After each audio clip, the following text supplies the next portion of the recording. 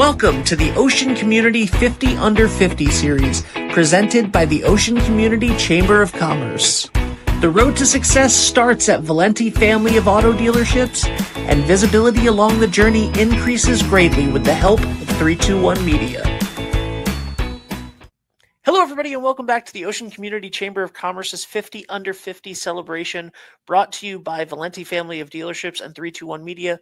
My name is Ben Barber from 321 Media, and I'm very excited today because I have a very special honoree here, and we had him on a show on 321 a couple weeks ago that I was not able to be there for. So I have never actually had a conversation with him. Christopher Koretski. Chris, how are you? I'm good, Ben. Thank you so much. We had a good time with DJ Gadget. We missed you, but she did a good job. So. I heard I heard that Roll Call, the crew on Roll Call wanted to replace me with DJ Gadget now from now on. I don't think that's possible. But, you know, it is what it is. So, Chris, now is the uncomfortable part where I'm going to read your bio to you. Go for it. All right. Chris Koretski was born and raised in Westerly, Rhode Island, in a family with deep roots in public service. Now a career firefighter, Chris remains deeply connected to his hometown, where he continues to dedicate his time and expertise to public safety and community service. Chris serves as an assistant, Chris serves as assistant chief and fire marshal for the Watch Hill Fire Department, and has volunteered with the Misquamicut Fire District and as an EMT for the Charlestown Ambulance Rescue Service.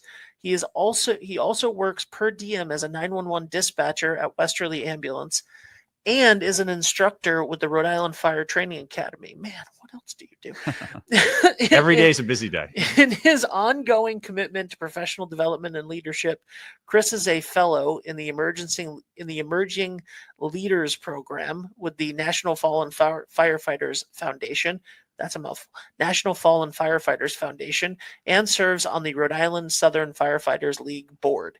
He co-leads the Rhode Island LAST team, LAST, helping coordinate funeral services for fallen first responders, and played a key role in developing the Block Island Fire Mutual Aid Plan, strengthening emergency response capabilities for Island residents. Block Island. There we go. That makes sense. Chris is also actively involved with the Rhode Island Fire Chiefs Honor Flight Club. I almost said Fight Club. That's a completely different thing, and we don't talk about it. The Rhode Island Fire Chiefs Honor Flight. I said fight again. I should really Honor Flight Hub. How's that? Honor Flight. Here we go. Rhode Island Fire Chiefs Honor Flight Hub. Thank you. Ensuring I'm a professional at this too. Doing great. No, I'm not. Ensuring veterans can visit their memorials in Washington, D.C. A graduate of St. Michael's School, the Proud School, and Anna Maria College, Chris remains active in his faith and culture as a communicant of St. Michael Church and a member of the Our Lady of Mount Carmel Feast Committee. You know what's terrible? I know your mom's going to watch this. He is supported by his close-knit Cugini and Koretski families, friends, and his girlfriend, Charlotte. Welcome, Chris. Thank you very much. What a cluster that bio was on my behalf. Incredibly impressive on yours. How you doing, man? I'm well. Thank you for having me. Excellent, excellent. You and I have never really met. Of course, I know your mom. Sure. I knew your grandfather. This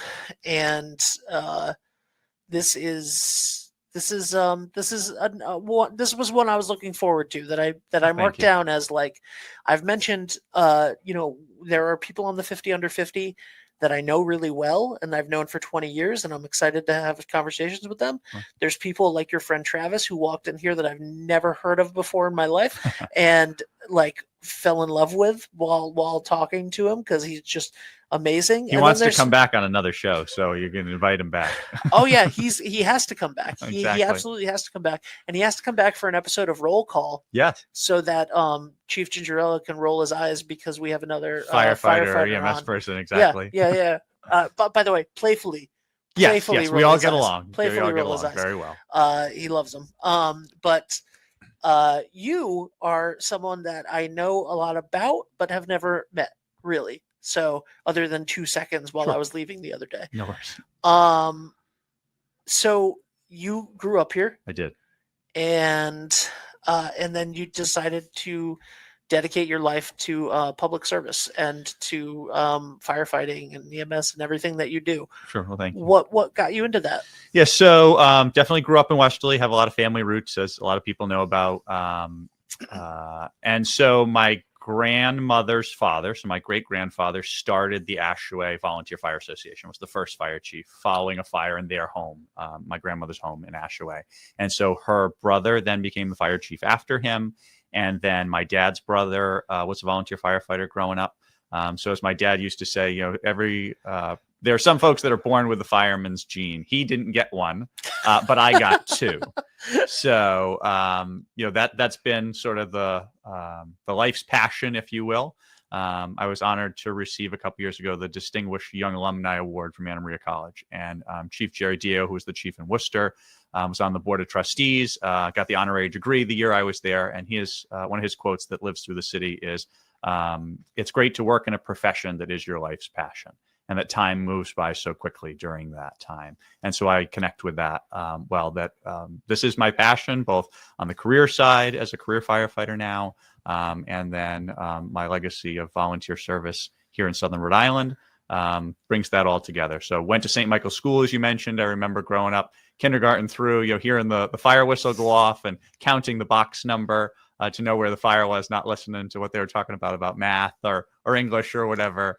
And that's just been a common theme throughout my life is service to this community and beyond, and then the fire and emergency services, helping people in their time of need. Wow.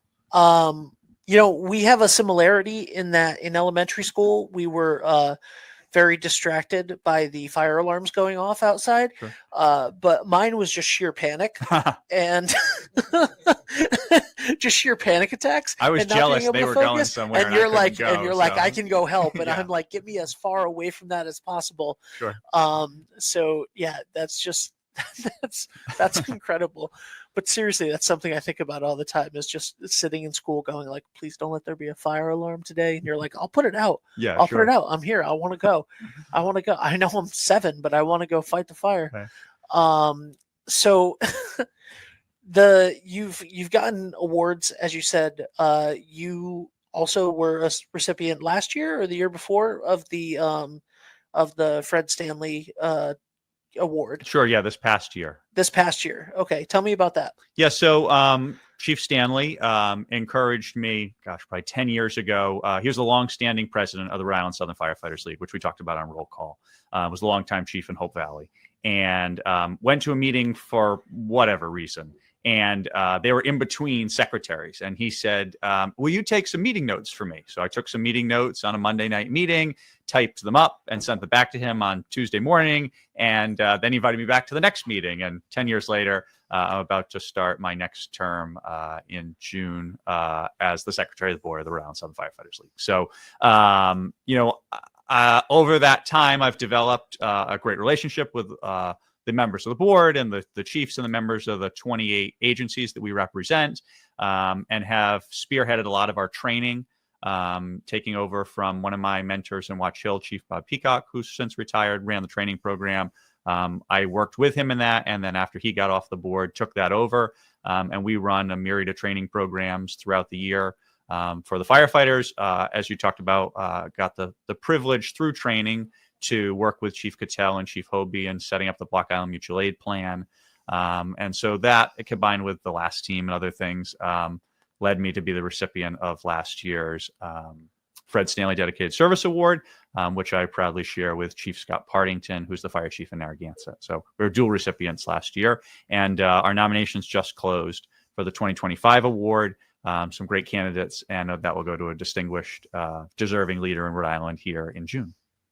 Man, you are so well spoken. It's all my mother's training, Well, yeah, that's your sister went into journalism. She right? did, yeah. She's a producer with NBC. Yeah, and you were like, let me go fight fires, Exactly. and yeah, Exactly. Incredible. So you went to St. Michael's School, as you said, waiting for the sirens to pass and counting the box numbers. Exactly. And then you went to the Proud School Correct. and Anna Maria College. and now you are a communicant of St. Michael's Church and a member of Mount Carmel.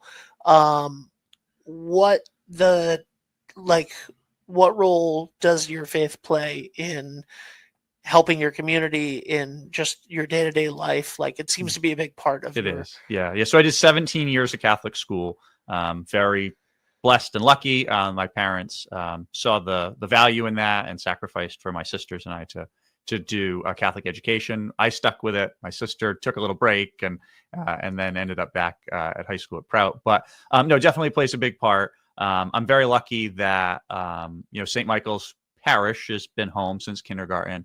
Our pastor, Father Dennis Perkins, has been there since I was in kindergarten. Still there. We just did Easter Vigil together. Oh, that's really Saturday cool. night. So that's been great. We have a new bishop coming to Norwich next week.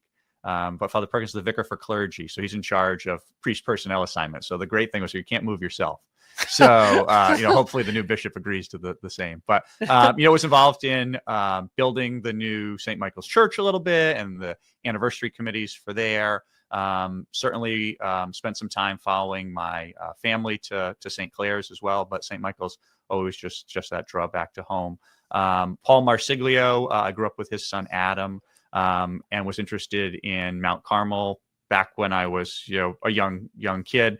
And so my mother suggested, well, call Paul, see if you can walk in the procession that happens every July with Paul, and did. And for about 12, 13 years before I became of age, to get on the committee, I would do Mount Carmel Sunday with Paul, starting at Mass at 7 a.m. And then we had this whole routine through town and picking flowers and going to his mother's house to get the tablecloth and pick up the statues. Just, the Mount Carmel is all about tradition.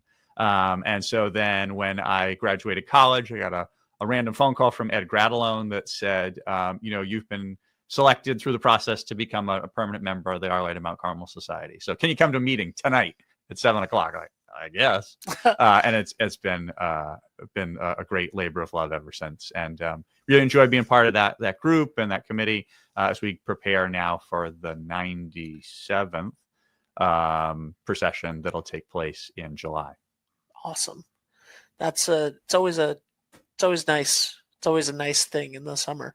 For that, what are some of the tent pole, other than the Mount Carmel? What are some of the tent pole events in town that you've grown up with that you love, like Summer Pops or the duck race? Summer Pops. We're talking about the duck race is this weekend. Just the things that occur. Smoky Bear Parade, Carl Canyon Smoky Bear Parade is always a highlight that happens the third Thursday in July.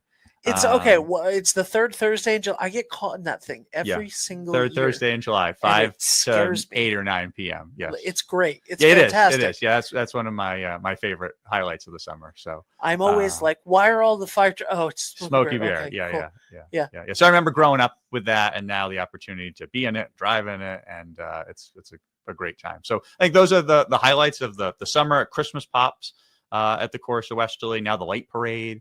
And then just the camaraderie that happens in the community, as you've heard in other interviews about things that are done by the Rotary Club or by the various other societies and groups, and how the community comes together in times of need or events. I grew up to helping Mary Jane DeMeo with Neighbor Day. And excited to hear that Neighbor Day is coming back this year.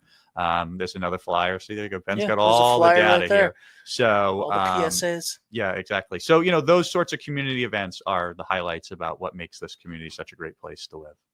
What was volunteering with Neighbor Day like? Yeah. So again, young age, got involved in, I think I'm one of the youngest people to ever be officially appointed to a town committee.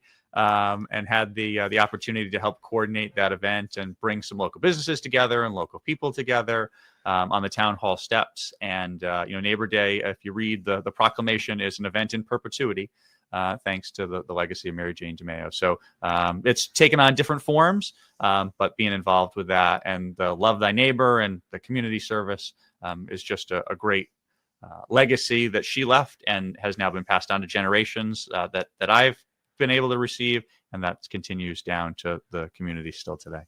Very nice.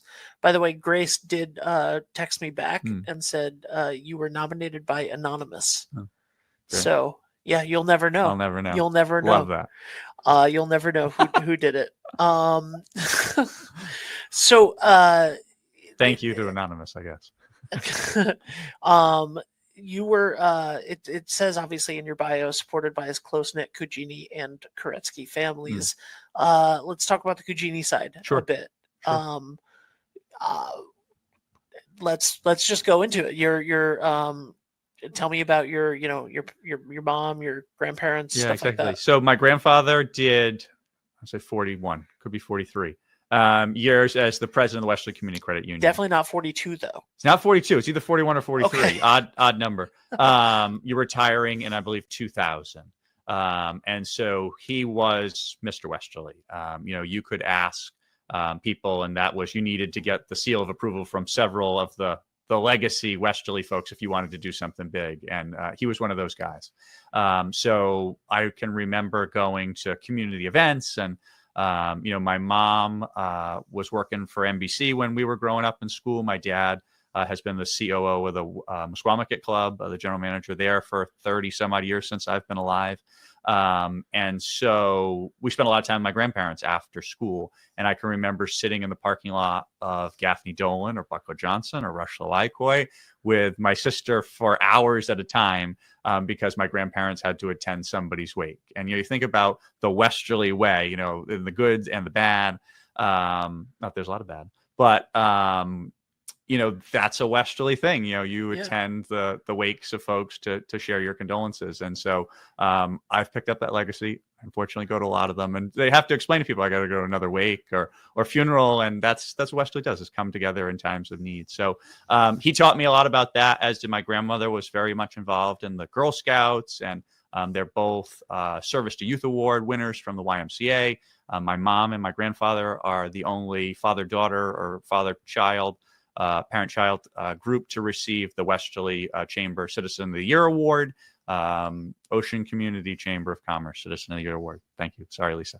But the it's fine. There's a logo in the corner. Oh, okay. All right. Fine. Good. I should make sure I got it right. You're fine. But the that dedication to service and dedication to Westerly. My grandfather chaired the Vision 2020 committee that built the new middle school, and that redid the high school campus. And just you look around and you can see all of those places that he and my grandmother and now my mom and dad and step parents have had a fingerprint on in Westerly. And so I'm just proud to be able to continue that legacy of service. Your grandfather was kind enough to invite me on his radio show a lot. Thursday mornings. Many years ago when I was doing theater scrapbook with Mr. DeAngelis at the high school. Sure. So just fantastic. And obviously your mom does stuff here at 321 now. Mm-hmm. So love them. Tell me, and your grandmother, by the way, still active in the Girl Scouts. Yes. Yeah. You're 95 in a couple of weeks, still driving. Thank God, doing well. And still is the curator of the Museum of the Girl Scouts of Southern New England, which is Camp Hoffman in South Kingstown. So drives once a month to there to do projects at the museum. Still is out at community events where there are Girl Scouts, has a board patch and hands that to some of the scouts and explains what it is that they do. Still is a member of the board of directors and does their meetings via Zoom. She's doing well at 95. And so, yeah, that community legacy, whether it's in town, statewide, on a national level, is definitely something that they've bred into me and my sister. Let's talk about the Koretski side. Sure, absolutely. You mentioned the firefighter. Yep. Firefighter side. Yep. And your dad with the Musqueamachet Club. Of course. Stuff like that. So what has so explain again the firefighter generation of firefighter. So, obviously your dad was not. He said he didn't get the gene, you got two instead. He says it goes to enough of his own false alarms, doesn't need to go to other people's. But he was good, when I was young, driving me with training in the fire station, that kind of thing. I was able to start at 14, so I had 2 years of not driving. Although, funny story about that, talk about community. So growing up next to Charlie and Jane Holdridge, longtime 60-plus member, a year member of the Watchville Fire Department, just passed away this last May. His son, Brian, also mentor, is on the fire department. And so we'd go to calls in the middle of the night. And wake my parents up, go to fire call. Brian lives in the same neighborhood, so I would wait on the street corner and Brian would drive me to the fire call. But the Koretski legacy, my great-grandfathers, both on the Koretski and Kajini side, were volunteer firefighters. Ashway for the Kajini side. My great-grandfather was a firefighter in Bablin, New York, on Long Island as a volunteer. Oh, wow. And then, skips the generation sometimes. So my uncle Ed was a volunteer in Westerly and Pawcatuck. And then I got into my role. So, but obviously, again, the Koretski legacy is committed in town. My Aunt Liz spent a long time working at the YMCA and then some insurance companies in Westerly. My Uncle Ed did some time in the fire service. And then my dad's work at the Squamicut Club, and they support, a lot of community events, some publicly, some very silently, with furniture and food and tables, chairs, and all that kind of stuff. So the answer is rarely no. As to helping folks. And he also bred in us that hospitality and that legacy of service when it comes to dealing with people and having good interactions. So community rounded all the way. You, we just said that you got anonymously nominated for this. But you, however, nominated someone. I did, yeah. For the 50 under 50. Absolutely. Your friend Travis. Correct. Yes. One of my good friends, Travis Serra, is the principal of Serra Design in Charlestown. We're on the rescue together in Charlestown. He's the safety officer in Dunn's Corners. Spent a lot of time with him, and our grandfathers were best friends for a long time. His grandfather, Al Almeida, who's a local Westerly figure involved in media as well. And my grandfather Joe were best friends and confidants. So it's only the right thing that Travis and I are so tight now, and spent a lot of time in service together. And now as Travis's family has grown, Uncle Chris gets to spend a lot of quality time. Just an egg hunt and Uncle Chris camp during school vacation week last week. What's Uncle Chris? Hold on. Uncle Chris camp? We did a couple hours of Travis's two oldest kids. My girlfriend and I took them to the beach, went to the fire station, and had a lot of fun. So I think I've started a good problem that they're going to want to come back. So excellent. And do you want to talk about Charlotte? Sure. Yeah, absolutely. Okay. How'd you meet? Yeah. So she is a native of Connecticut, was working on Cape Cod and where I work as a firefighter, and our mutual connection from her teaching with one of our firefighters at work. Her dad and stepmom have a house here in Westerly, a vacation home. They've since retired too. And so the Westerly connection, we ended up talking and have been together for 3.5 years now. And so she's now embraced the community spirit of Westerly. She's an adaptive PE teacher at Sargent Rehab Center in Warwick, and does amazing work with those kids. And she's also brought me into some community events. So she's a Special Olympics coach, and have now, we used to do the community torch run, a law enforcement torch run. We'd run Route 1 with Westerly Police and fire departments. And now she's opened my eyes to a whole new side of Special Olympics, getting to be part of the Sargent Center Dinosaurs team. And volunteering a little with them, and now still continuing to run the torch run. And through that partnership with Sargent Center, have now pushed on a couple of areas between the Rhode Island Association of Fire Chiefs and the Rhode Island Southern Firefighters League that we're now committed to being more involved in Special Olympics Rhode Island. So we have a number of firefighters that are going to join our law enforcement partners again this year in medaling athletes at summer games at URI, and again continuing to support the torch run. We'll have the Rhode Island Southern Firefighters League's meeting on Monday night. Our guest speaker is a firefighter from Pawtucket whose daughter is a Special Olympics athlete, to push the fire service more towards Special Olympics. All right. Wow. So you're the assistant chief and fire marshal for Watch Hill Fire Department, Mm-hmm. but then you also serve in all of these other capacities. Yeah. How does that work? So, Watch Hill's now a combination fire department. We have a full-time fire chief, Chief Dennis Reel, who's very supportive of me and everything that I am able to do outside of the walls of Watch Hill.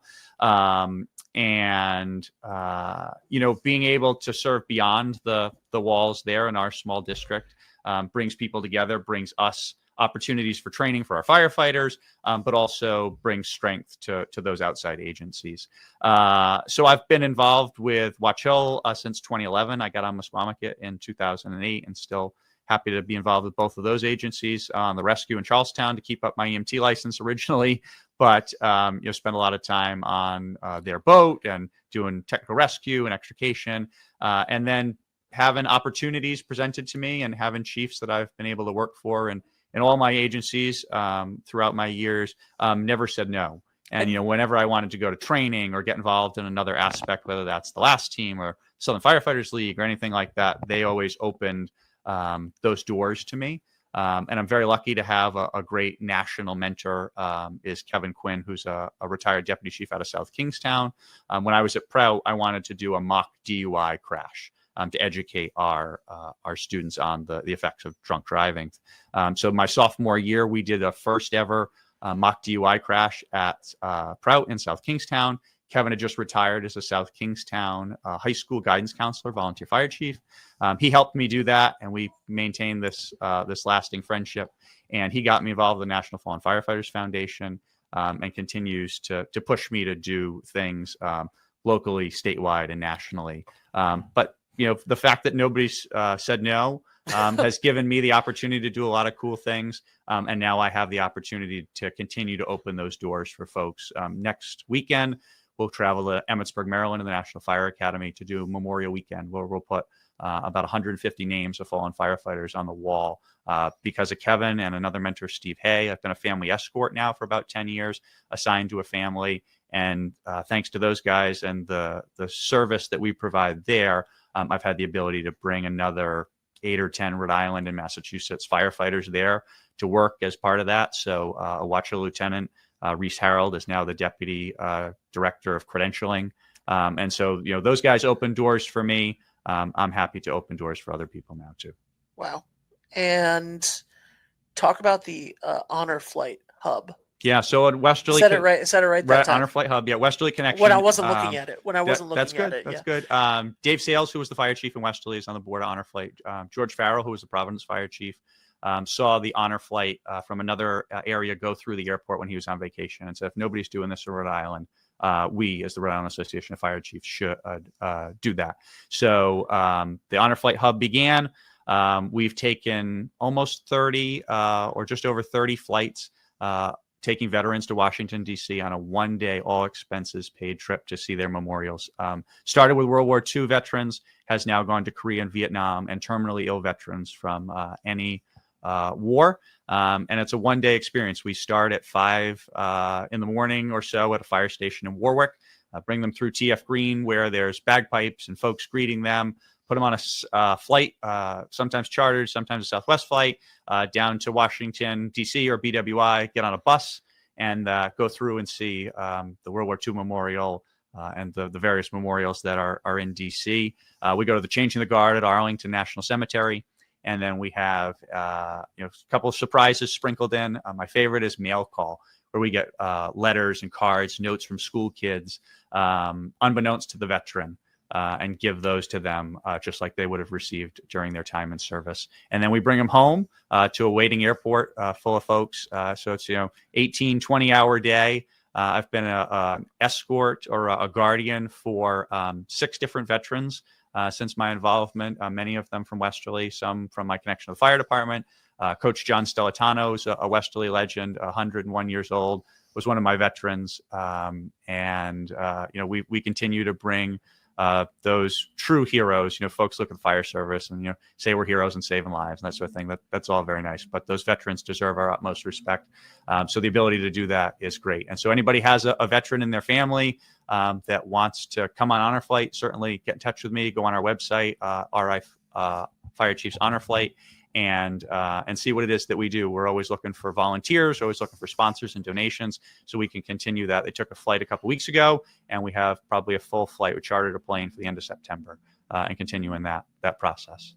That's incredible. I've gotten to speak to a couple people who have gone on honor flights. Life-changing experience. Yeah. And we have that privilege. They give us that privilege of giving them that opportunity. You talked about Travis and his grandfather Alameda came one of our honor flights, and just the stories that people come back with. We had one veteran who I knew that was, has since passed away. He was a firefighter in Stonington. He and his daughter came on honor flight, and up until the day before, wasn't sure he wanted to go and take that trip. And his daughter convinced him, you really should do this. Chris got you in, you should go. And Joe came, and until the day that he passed away, he said that we changed his life. We gave his daughter an opportunity to do something that she'll always remember with her dad. And the letters that he received, even in the nursing home, he would read a letter from the school kids or the folks every day until he passed away. And so that's what we're able to give people with Honor Flight, and just a great organization to be a part of. Well, you made me tear up. So I think it's time to go. Is there anything that you would like to take this opportunity to plug while you're here? I just think the work that's done across the community, certainly my focus is the emergency services, but we do more than that. We talked about Smoky Bear Parade. We're involved in RICAN food drives and, volunteering. Somebody needs stuff moved in the park or whatever. And if folks look to the fire service to help, do that with some of our personnel. So, it's more than going to emergencies. If somebody's interested in that, certainly look us up. Happy to talk to anybody about that, as well as all of the other things that we're involved in and that we do. This is a great place to grow up. Is a great place to live, and get to spend time when I'm not at work in my other community. And just grateful for the honor of being chosen as one of the 50 under 50. Like I said, I nominated somebody else that I thought was more deserving than myself, and happy that he was chosen. But to be among this group of individuals is just a privilege. So thank you for this opportunity, and look forward to hopefully coming back again to address some of the other things that we do on roll call, if I can get the host to let me back on. Well, I'm sure that two of the three hosts would be happy to have you back on. Yeah, exactly. I think the two guys will. I'll have to butter up the last one.